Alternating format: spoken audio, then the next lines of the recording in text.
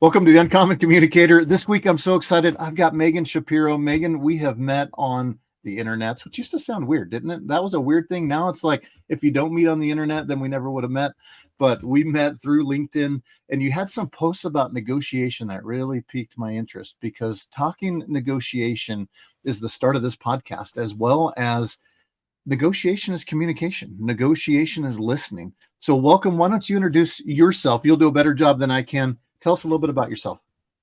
Hi, James. Thanks for having me on. I'm Megan Shapiro. I am a full-time practicing construction attorney who recently decided that I wanted to pivot into proactive risk management because I decided, after litigating for 15 years or so and defending the same types of claims for my clients, that, yeah, you know what, there's got to be a better way here.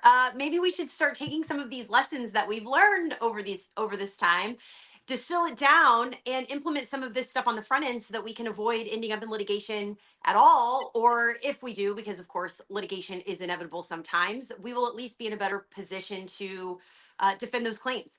So I decided to sort of shift my focus, although I am still practicing full time as an attorney. And I'm working on taking all of those lessons that I've learned. I have distilled them down into a framework, and I'm making an online course for construction leaders that is sort of universally applicable. It isn't state specific, it isn't trade specific, it isn't even subcontractor versus GC specific. And so everybody will have access to, hopefully, be able to use that framework and apply it in their businesses to have some proactive risk management strategies that will ultimately lead them to increasing their profits through doing that. And that's sort of what led me to my LinkedIn journey. And that is how we met. I didn't know that's what led you to your LinkedIn journey. Well, that's exciting, because Yeah. the whole side of litigation, I mean, we're, as a general contractor or anybody doing construction, there's risk, inherent risk. That's what we talk about on the safety side, but there's so much on the contractual side as well too. And I love the fact that we're risk managing, because we do that as a company as well too, where we're always looking to mitigate those kind of risks, but to have a plan in place and then actually be proactive. I love that you're out helping the construction industry do that and avoid those lawsuits, because that's a fear of a lot of superintendents, is that at some point you're going to be held responsible for things that happen on your job site. So we want to do the best that we can to mitigate those risks. But we're not Absolutely. here to talk about mitigating risks. We're going to talk about negotiation, which is what? Yes. Mitigating risks. So one thing so you had a post recently about negotiation. Do you want to talk a little bit about what spurred you to have that conversation on LinkedIn? Yeah, absolutely. So my approach to risk management is really holistic. It looks at a lot of different aspects of a construction company. It's not just contracts, it's not just on-site safety. It's sort of everything from a holistic approach. And a big part of that oftentimes can include negotiation.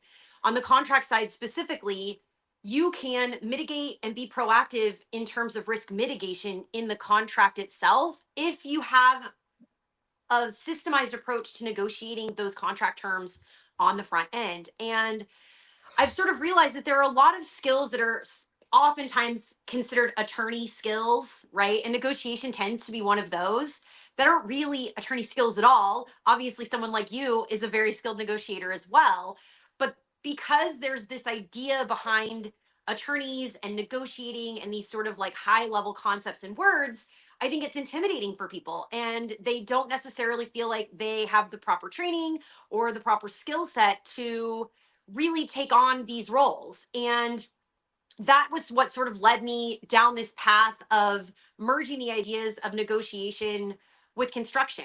It started, actually, I was on a panel at the Sacramento Regional Builders Exchange does an annual Women in Construction event in September every year. And I was on a panel and I wrote my part of the panel presentation with the idea of imparting some negotiation strategies and skills to women in construction so that they could use them in negotiating their salaries, in negotiating projects at their project managers, superintendents, things like that. And so I had that presentation. And as I was diving deeper into my LinkedIn journey, I thought, ooh, you know what? I should share my presentation as a series. And so I did it over a week, and I broke that whole presentation out into daily, bite-sized pieces as daily posts on LinkedIn, and then concluded it with a sort of wrap-up article.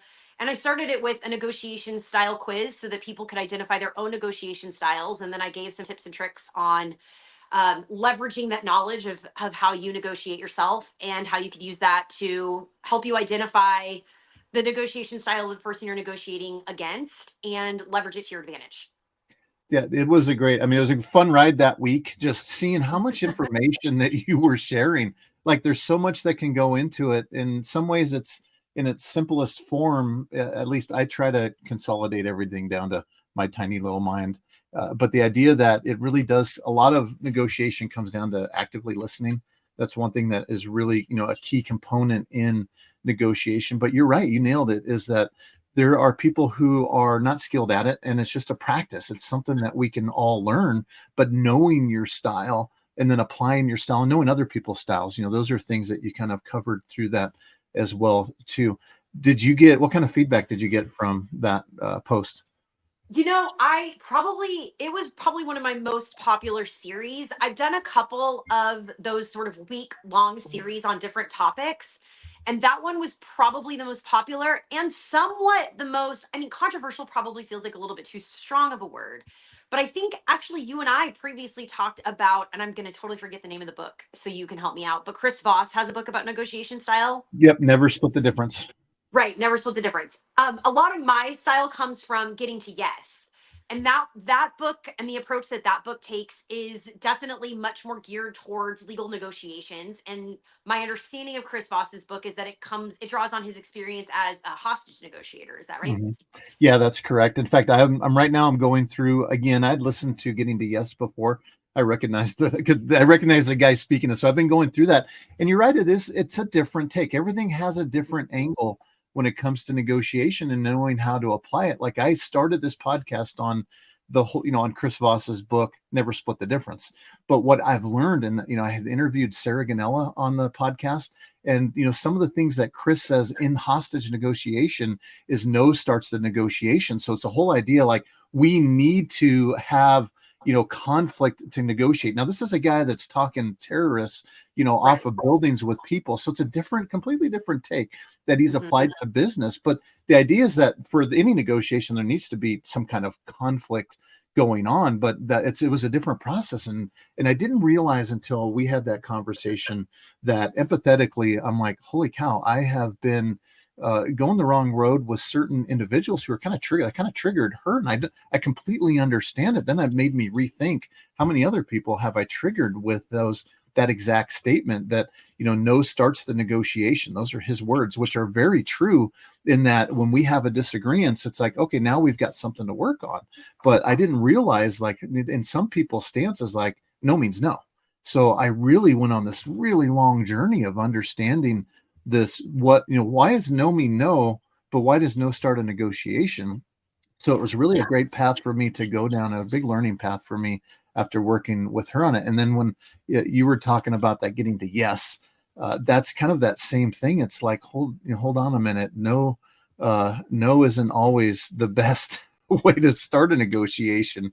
Is that so? What's the best thing that you got from that book? Yeah, so I think and that's sort of what I was alluding to in a little bit of the controversy that came out of my post Mhm. based off of Getting to Yes, is there are a huge amount of proponents of Chris Voss's book and Mhm. approach.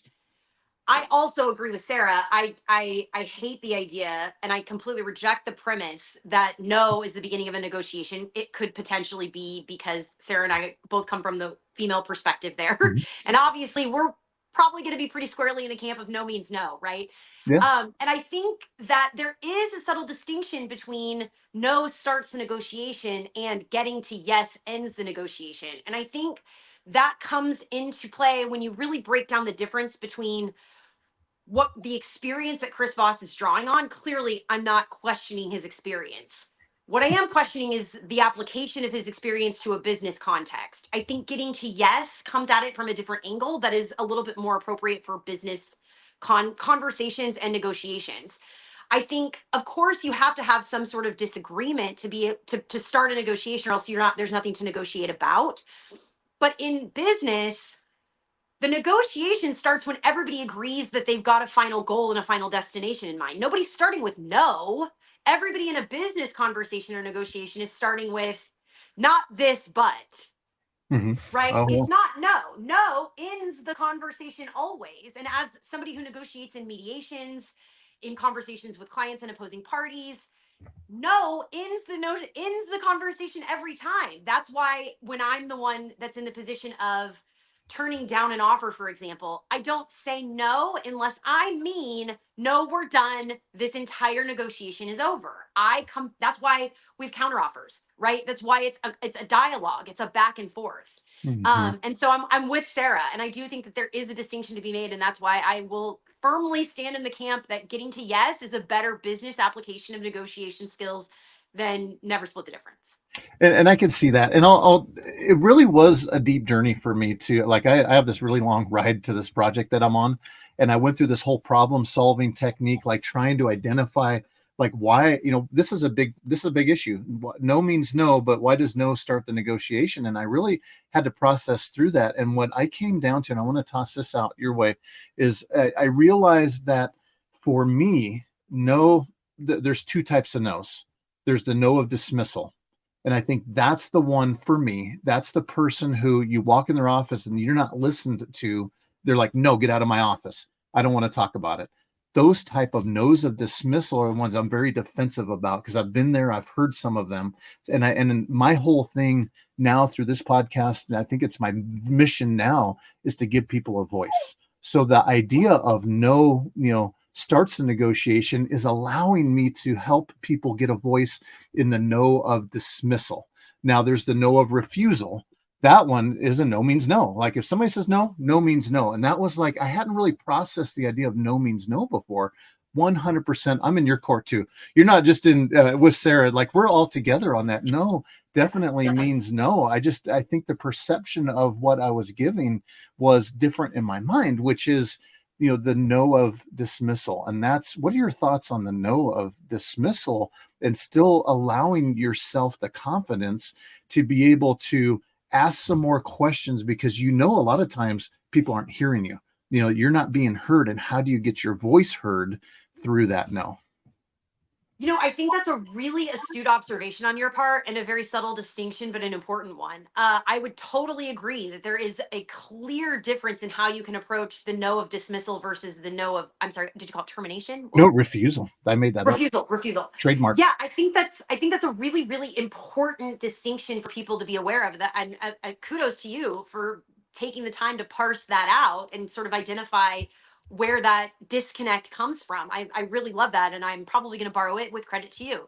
Um, but yeah, I think in terms of strategies for dealing with the no of dismissal, as you're calling it, which again I love, I think that is a lot more in line with, to take it back to the beginning of this the sort of lawyer approach to negotiation. Because for example, for people who may not have had the good luck of being involved in a lawsuit, meaning the good luck of having not been involved in one, mediation is usually voluntary, that you're not required to do it. There will, in California anyway, there comes a point in time in the life of the case where the court will require you to attempt a settlement conference, but it is different than a mediation, which is voluntary.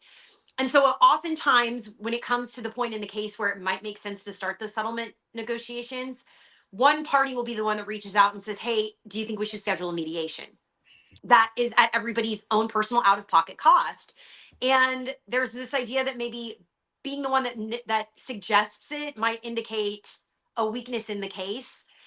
And so even the conversation about whether or not we should begin the negotiation is fraught with this idea of strategy and perception and all of those sorts of things. And so that a lot of times can be, as you're calling it, the sort of no of dismissal. And so the approach that I typically take in those types of situations is really softening the approach, right? Like, especially if I've got what I'm going to equate to your example of the boss who says, no, I don't want to talk about this, and slams the door in your face. For me, that's opposing counsel that, Mhm. gives the dismissive email response or the brisk tone in the phone call and slams the phone down. it's really about, that's when you have to get like really strategic about understanding your own negotiation style and doing your best to try to understand theirs, because that's when we call it strategy, but really, let's be candid, it's manipulation. That's what it is. That's what all negotiation is. Let's just, I mean, come on, it's the elephant in the room, right? And so that's when the manipulation comes in. And so it's really playing to whatever the person on the other side of this needs to hear, with and disregard your own ego, because that's really what it comes down to. You have to, like, I have to be willing to look like the one that's weak in order to get what I want. And I think that really speaks to how you can approach the no of dismissal versus, the sort of terminating no. And it's really about knowing, like I said, knowing your own style and doing your best to try to identify the style of the person that you're talking to so that you can get what you want out of it. Well, and I've 100% avoided the word manipulation because I like the word strategy. I like the word negotiation, but there is some degree to that. But tell me more about how you would strategize. Like what's the process in strategizing a negotiation? I wish I could give you a quick pithy answer. That would be great for a clip that we could both use. But that kind of comes down to the heart of what getting to yes gets to, and what my point is, which is you have to customize and tailor it based on your own style and based on your best determination of your opponent's style. Not to do like a plug, but that's really why my negotiation style quiz was my starting point, right? It was like, hey, if you're interested in this topic and you want to go on this week-long journey with me and potentially read the book at the end of this, start here, because all of this is, each person is going to view the content through a different lens based on what their own style is. And it's equally important to try to use those same strategies to try to identify the style of the person that you're talking to, because not only do you have to know your own style so that you can make sure that you're managing it, you also have to tailor your approach to the other side based on what is going to be most effective to them. So I don't necessarily have a quick strategy beyond start with figuring out your own style and then do your best based on the information you have from your interactions with the other side to figure out their style. And then you can go from there. Then I can give you strategies all day long, right? Then I can say, oh, you have this style, they have that style. This is what typically works. Try this. But without that sort of foundational information, it's really just sort of trial and error. And you're probably not going to have a very high success rate. And you said trial. That makes people nervous when the lawyer says trial. Different kind of trial. Different kind of Well, trial. I think you are there. I mean, I think what you're talking about is, and then I like to get things as simple strategy as you have, and I think you really did. You have it, whether you know it or not. You're like it's easier as it's as easy as it is complicated, because the idea is first knowing what your style is, and that's something that we do as part of the Uncommon Communicator. Is first, is it talks about enlightenment. I talk about knowing whether or not conversation is happening. This happens with negotiation too. You have to know that it's a two-way conversation. And so the moment of enlightenment is you're not getting what I'm saying, or we're not connecting. And sometimes we connect with people and it just happens. Other people, it's a lot of work. And I haven't, so it comes down to the next step is taking ownership of it, which again, in the negotiation, setting, somebody has to take ownership of it. So I do enlightenment and ownership. And on the ownership side, the first thing that I do is look at my style, which I know what my style is, but I'm now looking at your style and know that, all right, you're an aggressive, all right, you're passive. I look at those type of things. And from there, I've called it a combination. I've been looking for years to the key to communication. In fact, that's what started this with my boss. I'm like, I'm going to figure it out. And it's not a key. It's a combination lock. It's this and this and this, and several different things like you're talking about to do that strategy. It's the same thing I do in kind of unlocking conversations, but it starts with understanding your style and their style, because sometimes they're never, just like you said, sometimes it's always going to go to trial. Sometimes they're just going to go that way, and that's the same with communication as well. Sometimes we're just not going to get past that point because we can't seem to connect those together. But that's so you're there. You've already got strategy one. You can take that. Thanks. You can take that to the bank. So, but in creating strategies, though, do you help people? We can kind of tie this to risk management. When you talk about helping people manage risk, are you also always a part of that, working on developing their negotiation style or the communication style to help them mitigate that risk? It certainly depends. I do when it's appropriate. And by that, what I mean, such a lawyer answer, right? It depends. This is why people hate lawyers. And I didn't even notice I was doing it, man. But it does. It depends. It certainly is a part of the course that I'm in the process of writing that will be coming out. And that's because that's a self-study, self-application sort of format of my framework. And so I want to empower people with the tools to be able to do that if they choose to, depending on the certain context. In the cases where I'm actually working directly with a client, whether that's as their attorney or if it's through the risk strategy consulting, in those cases, yeah, it's much more collaborative. It's really more. I hate the word coaching because I feel like it's been so diluted by so many other non-valuable sorts of things. So I hate the word coaching in that context. That's why I prefer strategizing, but it really is sort of like coaching them on helping them identify their own negotiation styles, helping them identify if they have a specific person on the other side that they are often negotiating with, or if it's this specific contract that they're negotiating in real time right now, if they know who that other side is, helping them sort of apply those things because it can be a little bit nuanced. It takes a little bit of practice to get good at it. And of course, we all have blinders when it comes to ourselves. I think there's nothing harder than a Mhm. self assessment, at least for me. Yes. And so, yeah, it's a little bit of hand holding. I like that better than coaching. I think it's a little bit of hand holding to help them through that process, and then really digging into true actual strategies once we've done that first step of identifying their style, their opponent's style. Then we can really get down to the nuts and bolts, really get nitty gritty, map it out, game plan it out. And if I'm the attorney, I'm the one doing the negotiating most of the time. If they're Yeah. negotiating a contract and it's not yet in conflict, then yeah, I'll give them the strategies. I've even gone so far as role playing with them and saying this is how I would say it if we were at the level of attorney involvement. We're not there yet. We're trying to prevent this from escalating to the point of needing attorneys. So this is how you can say it. Let's practice. I've done that with clients many, many, many times. So yeah, it really is a sort of hand holding type of process, but always with the ultimate goal of empowering them to get to the point of not needing me. It's not a really great business model either as an attorney or as a strategist consultant. But I really would love for people to never need me. I would love to be able to just like give them these tools so that they can do it themselves and not have to and not need me. Well, and I think that's the best strategy. I know it sounds terrible, and I was laughing because you're right in some ways. I'm trying to make. I think of that the movie Liar Liar. Have you seen Yeah, that with Jim Carrey, yeah, where he's like, "Oh, my plan to eliminate myself is now complete." When he gave the ball, and anyway, so the whole idea is to work to eliminate yourself. But I think that's what makes you so valuable, and what makes you set apart from other lawyers, from other business people and that's what I see a lot on LinkedIn as well too. People are giving away this stuff, which makes you more valuable to show the value that you have. It doesn't eliminate you because it's kind of like this. I do a lot of cooking, a lot of barbecuing, and they're like, "Oh, is it your secret recipe? Can you share it?" I'm like, "No, I'll tell you everything that goes into it. The whole secrecy of the recipe. That's not where the magic happens.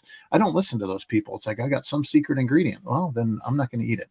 So it's just the whole idea of you don't have is share your secret ingredients. It's going to make people want to. I don't know how I got off on a barbecue tangent. I haven't I love barbecued in like it. months.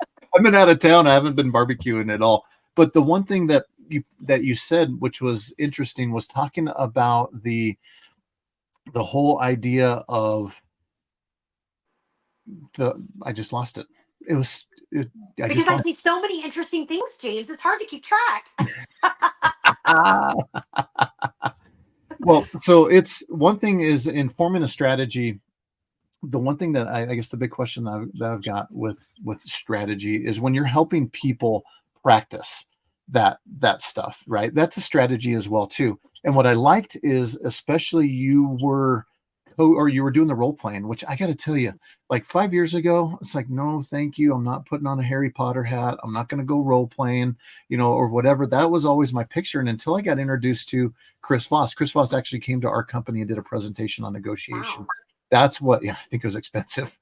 He and his team came. It was great. But we started doing some role playing and everybody's uncomfortable doing that. But now I'd say, 5 years later, I have completely seen the value of role playing and practicing and getting those skills and practicing those skills to become better at it, because that's really where the you don't want, it's just like Toastmasters, like you want to practice before you go out into the real situation. And that's the same thing with negotiation. Let's, sometimes saying those words seem uncomfortable the first time you say them, and then you want to practice them. Do you, as a lawyer, I mean, you role play court uh court things as well, right? Do you do a lot of that type of practice role playing outside of just working with your clients? Yeah, I guess I would maybe give it a different title. Role play, like, to me, role play is like a collaborative thing, right? Like, you're playing one role, I'm playing another role, let's play this out together to see how this is going to unfold. I don't necessarily do a lot of that for myself for lawyering. I have different techniques that are sort of similar. So I will like, if it's if I don't do a lot of pre-written speeches. I'm better off the cuff. I always have been. I'm a trained speech person from way back. I started doing competitive speech and debate in 8th grade, all the way through. So I know my own style. So I'm much better off the cuff. If I have a written out script, like word for word, it's terrible, because I'm trying to Mhm. remember every single word. I feel like I'm beholden to the script. But occasionally, and really, that's probably too generous. If I'm actually thinking about it, I can only really think of one time. One time when I was when I was very early, I was actually, it was for a mock trial competition in college. So this is pre-law school, pre actually being an attorney, but it was a mock trial competition, and I was tasked with giving the opening statement as opposed to the closing argument. And the difference for this, for the purposes of your question, the difference matters, because the opening statement is where you're laying out for the jury what is going to happen in the trial, as opposed to the closing argument. You now get to actually argue your case based on what actually did happen. And so closing arguments are by nature usually mostly unscripted and off the cuff, and that's where I'm more comfortable. That's what I typically did. I can't remember what the circumstances were as to why I was tasked with doing the opening statement, but because it was so far outside my comfort zone of how my normal style of delivery is, because it needed to be scripted, what I did was I wrote it out word for word, and then I recorded myself. I'm going to date myself here. Are you ready for this? I recorded it on a CD. Remember those CDs? Yeah, I recorded myself on a CD, and I listened to that CD in my car over and over and over again to help me memorize every single word so that I wouldn't stumble and I wouldn't get tripped up. So I guess in some ways it's a little bit of a role play, just in a little bit of a different flavor of role play maybe. And it did help. And you know what's so funny? That was 2004, I think it was, when I did that. And I can still recite the entire opening statement to this day. So it Hmm. worked. It worked. Yeah, so I'm not a huge fan of like memorize. I've done that before. I've memorized some speeches just as a practice. I've manuscripted them, which is another skill to be able to write like you're going to talk. And then I kind of did the speeches, like a newscaster would. So there's different styles in learning to give messages and speeches. And I think I'm glad I went through that process, but I would never do it again either.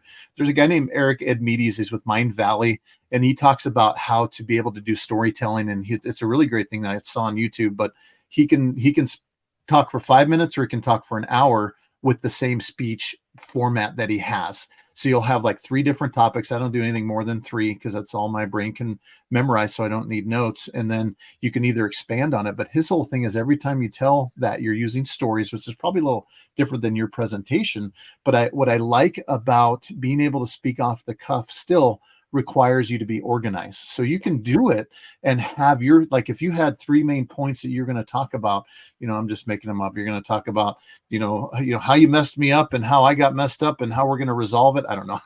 I'm fake lawyering right now, but you have those 3 things, but then you have enough for you to make it, sound personable. Because I've heard people give written scripted speeches before, and they're not natural. But to be able to have that, to think concisely, I think that's one of the most important thing in giving any presentation, and honestly in communication.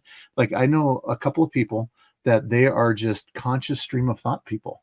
And I'm like, I don't even know where we're going with this. And sometimes it's interesting. Other times it's like, you lost me. It's just like, be a little, more clear in this, and then also engage in the other listener. So there's Yeah. people that don't do that. And I think in your position to be able to have and think clearly and concisely and have a message like that is something that's really important to do. So that's interesting that you memorize it and still know that speech. That's great. But then again, you'd never do it again, would you? No, never. No, I would not. I'm glad Yeah. I did it so that I could have Mhm. that experience, like you Yeah. said. I know now that I have that tool to use if I ever wanted to. But no, it's not my natural style. I'm not best. I don't communicate best that way. I'm not effective. Well, I'm not as effective that way, and I'm certainly less persuasive that way. And as an attorney, of course, that's my number one job is to be persuasive. So, Yeah. yeah, it's not my preferred method at all. And I think you lose the passion in it as well too. I don't think there's really anyone, and I know you say it's not your style, it's not mine either, but I don't think anyone that practices that style comes across as authentic either, Mhm. because you lose that passion trying to get to the exact point. And having done it, like if you get lost in there, then you forget where you're going, and that's not the whole purpose of giving that message either. Because if you don't know where you're going, then nobody's going to care where you're at anyways. So. Well, so one thing I did prior to this is I asked ChatGPT, because that's my go-to. I will say, for ChatGPT thinks like I think, which is scary, because it is like the first time I used it, I'm like, I need to find out what's going on. This is when it came out, like I think last year or something like that. I still got the free version of it. And when I would punch things in, things come out in bullet points. I'm a bullet points person. I like to be concise. It puts things logically. So when it makes its messages, it's like how I think, organized. So there's so much that I like about it, but also it loses a little. I couldn't just read it to you and you could think, oh yeah, James is talking here and the robot's talking. So anyways, I went in there like, what are the most important things when it comes to negotiation? And I Ooh. thought this was interesting. The thing that came up was negotiation is communication. I didn't even feed it like in there, so it automatically said that, which is very true. But it came up with 5 things. I want to toss these your way and have Okay. get your thoughts on it. But the number one thing, active listening. Number two, clarity and persuasion. Number three, questioning and clarification. Is that like a trial type setting? Empathy and understanding. And then the last thing would be negotiation language and tactics, where it talks about, mastering specific negotiation, language in how you're having that conversation, using the right words, anchoring, mirroring, which are all kind of Chris Voss kind of things that we're talking about, all, help you enhance, your abilities to be able to do that. So what do you think about Chat GPT's version of the 5 most important things in negotiation? Well, again, in true attorney fashion, I have a question before I can give an answer, Of course. which is I'm curious, did ChatGPT present those in that order of importance, or is this like a randomized list? So I did not ask for, so let me take a look here. You know what? We're doing this live right now. You Because may I need to screen share with me too, because I wasn't taking notes. I already forgot most of them. no, I'll go back. All I asked was, what are 5? Well, hold on. No, here, I asked this question. I asked it a couple different ways. The number one, what is the number one skill to have as a negotiator? That was my pure question. Okay. And the response was, effective communication encompasses various aspects crucial to negotiation success. And then it numbered them. So I don't know that it put them in a specific order, but what I found with Chat GPT is it kind of does give a start and a finish type of Mhm. makeup to it. But the first one was active listening. Second one was clarity and persuasion. Yeah. Okay. So, I would throw active listening out entirely. Really? Ooh, And that might be tell me surprising more. answer. Yeah. And I would start with, by the way, I think what was number 4? I think number 4 is what I think is the most important. So I think that's Empathy and where to start. understanding. Empathy and understanding. Yeah, maybe that's what it was. But yeah, I would throw out active listening entirely, and that my giant asterisk caveat to that is that could my position on that could be informed by the fact that most of my negotiation is done in a mediation setting with a Okay. through a third party mediator. So I don't need to actively listen. I don't have to. I don't really even have the opportunity to very often because I'm communicating with the mediator what I want to need. The mediator is then communicating that to the other side and then coming back to me, relaying what they said. And so there isn't really too much of active listening that goes on there. If I were to take my lawyer hat off and just put on, like, I don't know, my wife's hat or my employer hat or something, a different hat that required me to negotiate in a different context, then sure, active listening might make the list, but it definitely would not be it would not be my number one. It wouldn't be top of mind at all. Okay. Well, and that's well, let me just read the wording to it. So it says, understanding the needs, interests, and concerns of the other party through attentive listening helps build rapport and demonstrates respect. But I can completely see where you're coming from in regards to the situations you work under. Like you're beyond this active listening, like you're in a mediation format. But I do think that's really one of the keys, I think, in any communication is to shut up and listen.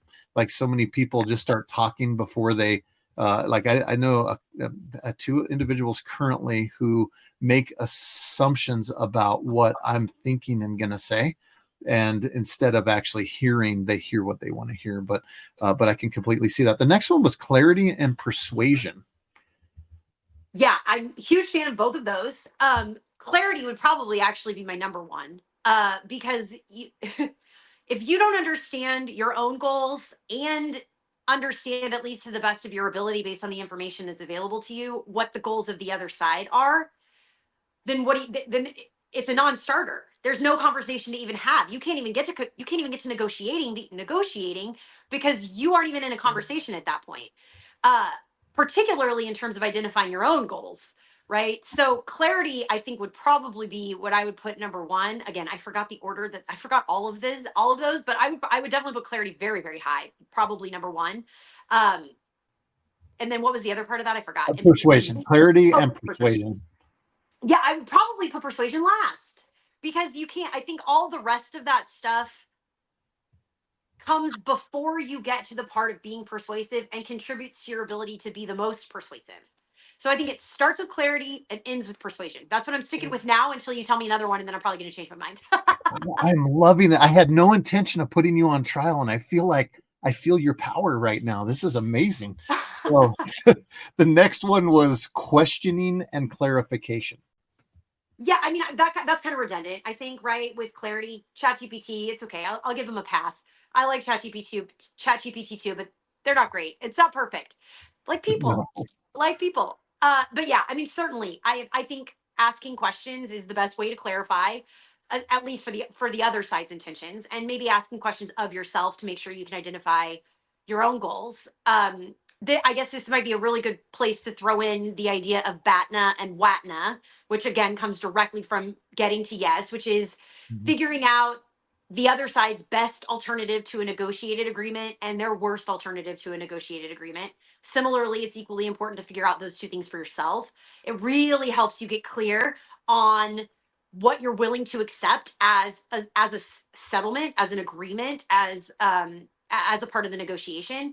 And knowing what that is for your opponent also gives you a lot of clarity because it gives you a little bit more leverage. You can tailor your approach a little bit better if you know what their best alternative is and then what their worst alternative is, because it helps you, it gives you kind of pain points that you can push on, really.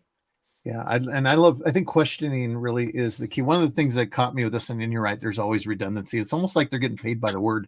But the one thing that in this one in particular, it talks about asking relevant questions and seeking clarification when needed helps ensure mutual understanding. And that's really one of the tenets of the Uncommon Communicator is to work all conversations to a mutual understanding. So that word caught me. I'm like, all right, I think the robots are listening. They're giving me what I want to hear. But the idea of questioning and clarification, just so we can both know exactly that we're talking about the same thing. So I really love that portion of it, but there's a little redundancy. Empathy and understanding. I do want to go back for 1 second because I want to add one more thing to follow up on what you just said, which is rebuttal. As attorneys, one of the number one things that we're concerned about, not just in negotiating, but in everything related to what we do, is making sure that we're all using the common definitions of the word. Like we have a common definition, right? Because there's nothing worse than having a complete miscommunication where you're talking past each other because you have not taken the time to make sure that you share a common definition of a word. And that's even more amplified in the context of negotiating. Because if you are talking about one thing and using a word to describe it, and the other side hears that word and has a completely different Mhm. meaning that they associate with that word, you could be shooting yourself in the foot, getting to a place where you're at no, or stopping the negotiation, and there's no reason for that.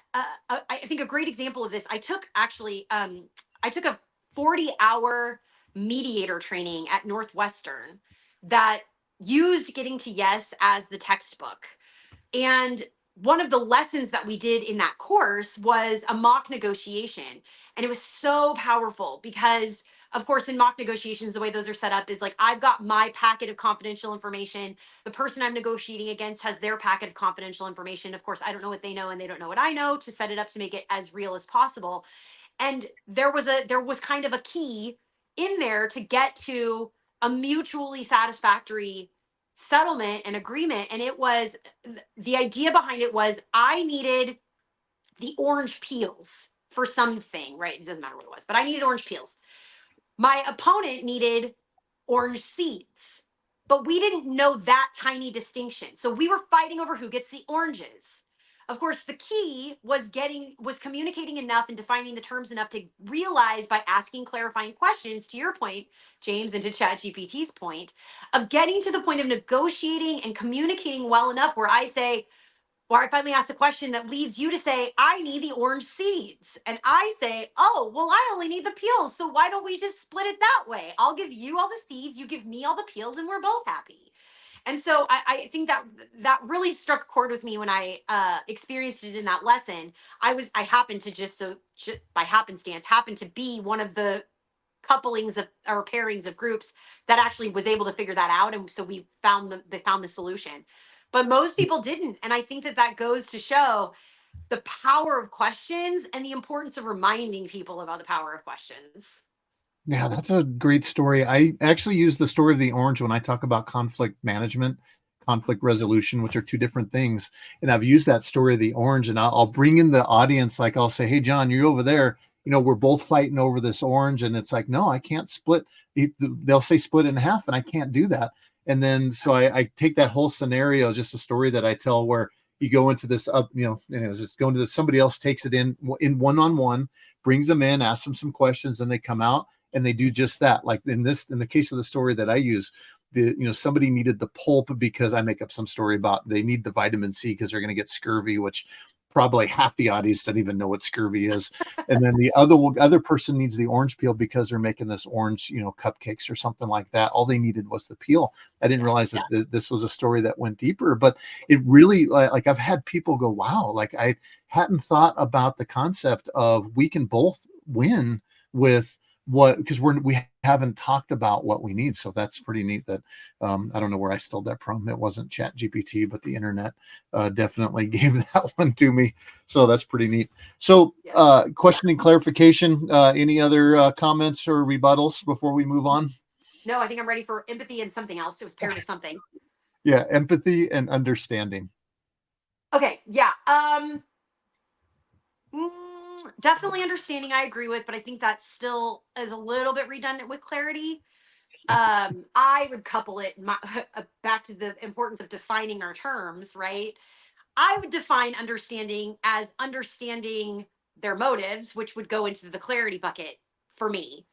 And that's why I would parse out understanding from empathy. I personally don't agree that you have to be empathetic to be able to be successful at negotiating. In fact, as an attorney, I think it can actually hurt you. And the reason why I say that is because negotiations in the legal context can be, and a lot of other contexts too, particularly like an employer employee situation, it's fraught with emotion, right? That's honestly probably the biggest value that an attorney actually brings. It's not our training in negotiating, it's our ability to not be affected by the emotionality of the conflict and the situation, right? And so I think in situations, and I've had mediations like this, and I think the mediators are probably just new or inexperienced or untrained, but I've had mediators put my clients in the situation where they have tried to get them to empathize with the other side, and it backfires 100% of the time. They're not in an emotional state to be able to say, I can see where the other side is coming from, because if they could, we wouldn't have gotten to this. We wouldn't have gotten this far in the conflict in the first place. We would have already been able to find a resolution and settle it, right? So, I don't agree that empathy is required at all, and I would probably argue that empathy could in some negotiation settings and contexts do more harm than good. I mean, I've had clients walk out of a mediation entirely because a mediator has tried to get them to empathize with the other side who they felt very, very wronged by. And so yeah, I would throw empathy out entirely, Mhm. personally. And empathy, sympathy, those are, I mean, that's a slippery slope, I think. I think it is hard to understand, especially, I come from a point where I'm just now finding that I have some inkling of vulnerability in there. I mean, it's just things that I'm learning, I'm growing from, finally learning about that. Prior to that, I just didn't have response, I didn't have emotion, all these things that I'm developing, right? I'm starting to live life. But the idea of empathy, from my perspective, though, is really understanding the situation from the other person's shoes. It's not necessarily filled with emotion, but it's understanding it from their position, so you can so when I understand how they're coming from, and a lot of that doesn't get there, I don't think, unless you can ask questions to see it from their perspective necessarily. But I can completely see where it can muddy things up when you see it from an empathetic standpoint. But and I would agree with you on the understanding, and you nailed it. They said understanding their motives and constraints allows you to tailor your communication approach and proposals accordingly. So understanding is important in there, and empathy is interesting how it can muddy up the waters. Would that be a fair statement? Yeah, I think so. And again, I mean, I think it's contextual. I definitely think it's contextual. If it's a pure business dispute and emotions are not really involved, then it might not be bad. But I also think there's less of an opportunity to be empathetic in a true pure business dispute, because like it's just about numbers, right? At that point, it's a business decision.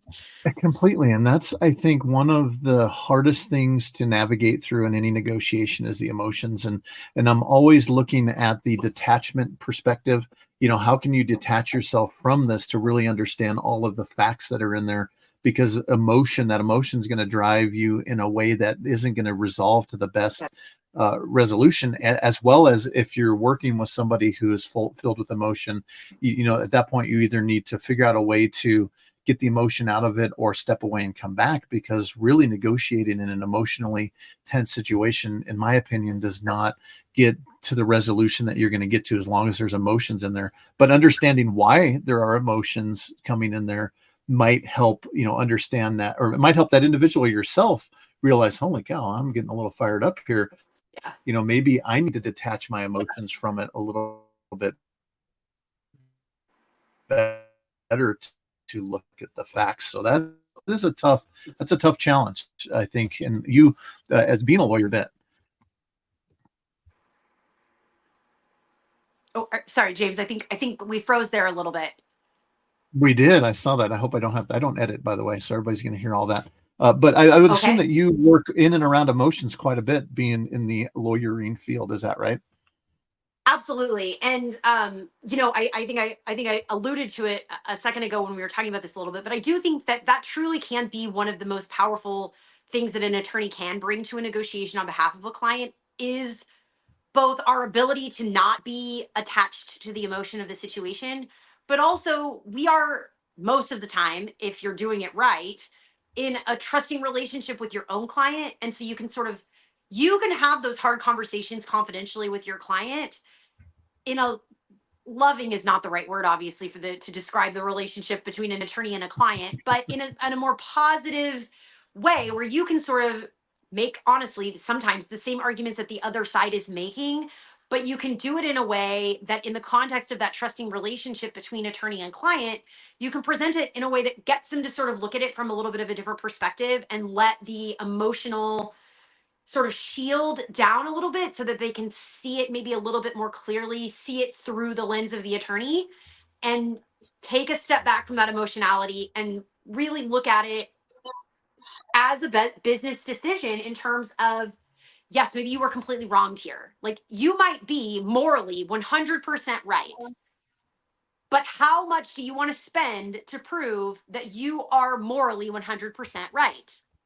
How much emotional taxing do you want to put yourself through to continue on through this dispute, as opposed to cauterizing the wound and stopping the bleeding now?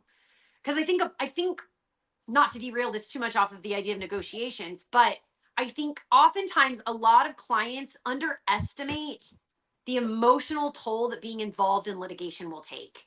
It is Mhm. long, it is taxing, it is draining. And I think clients don't fully appreciate what that is going to be like until they're in it. And sometimes they want to take an early off ramp because they can't handle it. And sometimes they stay in it too long that now there is no off ramp and now they're stuck. And Mhm. so it's kind of the role of the attorney to negotiate with their own client sometimes to get them to sort of look at that and see and properly value the different pieces of that equation. Yeah, that's something that I talk about in like conflict and resolution and management. Also, is the idea of of trying to draw out that emotion first, because people you get it pent up inside. And I've personally resolved conflict on a job site by just letting somebody talk. And then because they had something against me, I'm like, all right, Joe, like, what's going on here?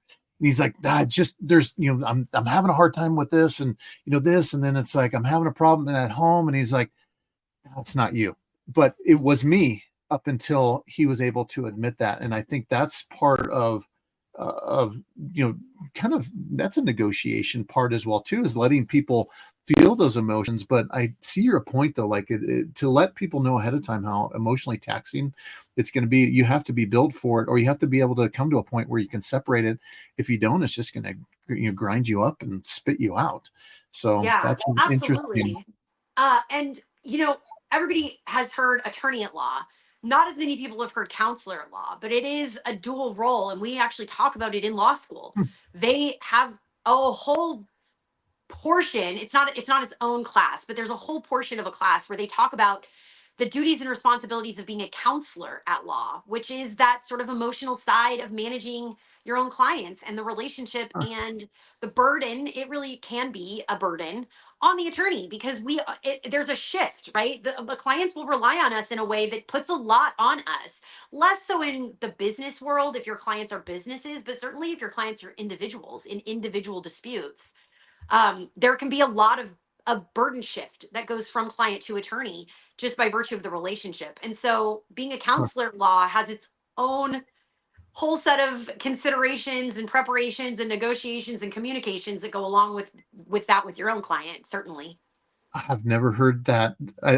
So I've heard the term counselor. Just I've watched a lot of Yeah. TV court shows, and I never tied it to an actually be a counselor at law. That's Yeah. because that's what you are. You become counsel. That's another word for it as well too.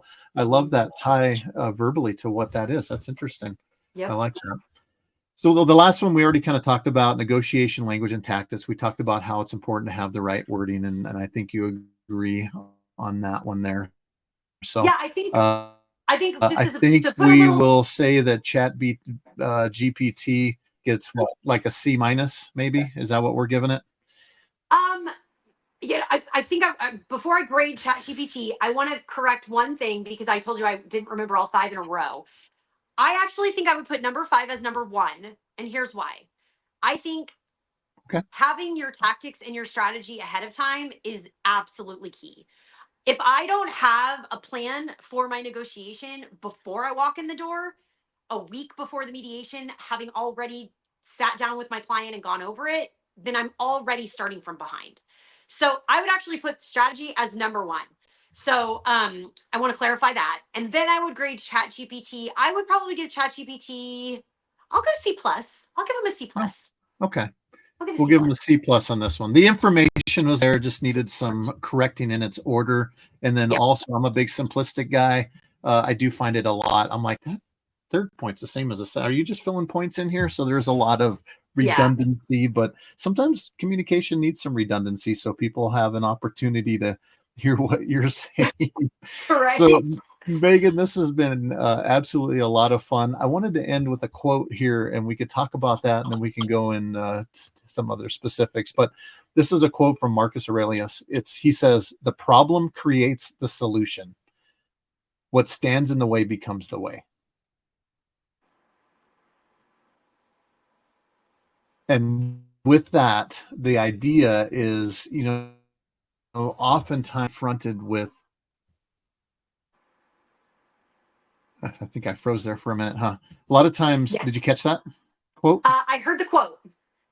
Okay. So the idea is that people get kind of just confronted with negotiation or a conflict, and they're like, "Wow, it's what do I do?" But the idea is, it is the way. If you can work through that, then everybody's going to be better on both parts. Do you think that's is that fitting for a negotiation podcast to mention that quote? What do you think of that?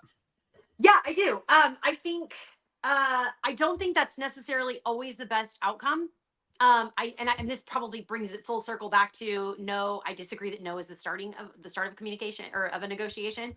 I do think that there are some things that should not be negotiated through, and the right course for everybody is to walk away. But I think that that's probably the exception that proves the rule. So certainly, I would agree that most of the time, I would agree with Marcus Aurelius. Yeah. Most Most of the and, time. Again, true lawyer response, right? well, and I got to tell you this. This is what I've most enjoyed about this conversation. I work with a lot of people who are, you got to only ask open-ended questions. They're fixed on that. In fact, there's this thing that we do where we go through a practice, and an observer is watching the other person who's the coach, and if the coach, doesn't ask only open-ended questions, they get kind of a violation. But I have asked purposely yes and no questions from you, and you've always filled in the blanks. And I mean, because it's just to prove a point that it's okay to ask yes or no questions and get more information. But that's just made this completely pleasurable for me. Appreciate it. I You always didn't end. tell me I was the subject of an experiment, James. I didn't know until I was halfway through. When I caught myself, I'm like, I keep asking these yes questions, and Megan just fills them in with such great information. So I was dinging myself, and I'm like, wait a minute, this is working. So I had no idea. So this one's for Adam Hoots. I'm gonna share that with him. That yes question and no question does work. But I always sum up all of our podcasts with the UC moment. It's the uncommon communicator moment that we sum it up. We've been talking for an hour. Like, what can people who have listened to this walk away with in, say, a 1 or 2 sentence statement?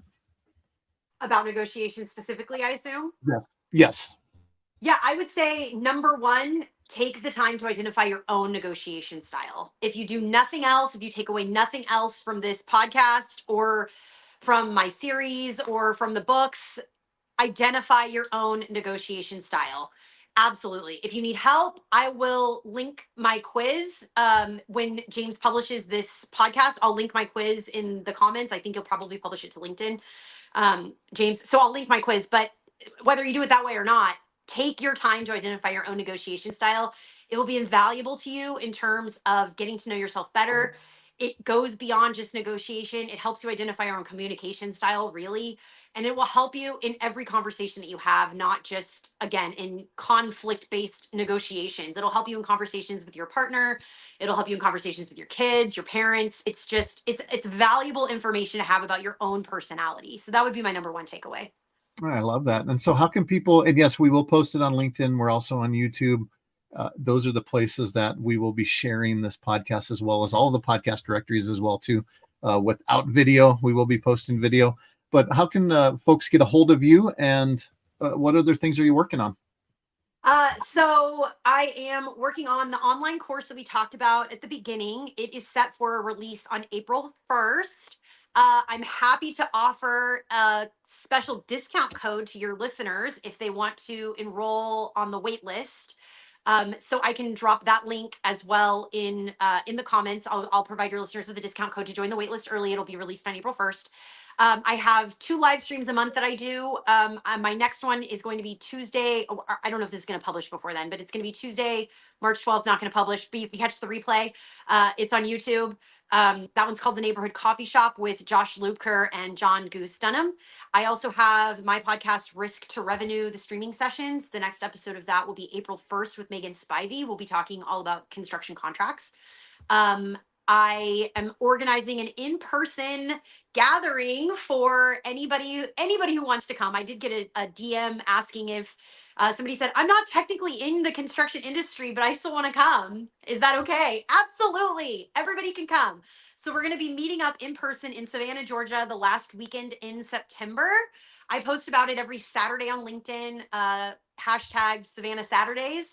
The other hashtag is hashtag Savannah in September if you want to follow that. I also have an email list for that specifically so that you don't miss out on any of the details and information if you want to join. On that note, where you can find me, I am on LinkedIn at Construction Risk Strategist, Megan Shapiro at Construction Risk Strategist. I'm on Instagram as at Construction Risk Strategist, Facebook at Construction Risk Strategist. You can find me on my website is very simple. It's meganshapiro.com. My email address is equally simple. It's Megan at meganshapiro.com. Megan is Megan. I know it's on the screen, but for the listeners of the audio only podcast, Megan is Megan Shapiro. So I'm actually pretty easy to find. And that's what I've got going on. It's all exciting stuff. How did you even find time to come on the Uncommon Communicator podcast? I don't even know. Thanks so much, Megan, for being. Time for you. I love this. I so appreciate you being on. This has been a lot of fun, very informational. And the UC moment being know your negotiation style. I love that. It's short, it's simple. That's all we've got. See you. Bye.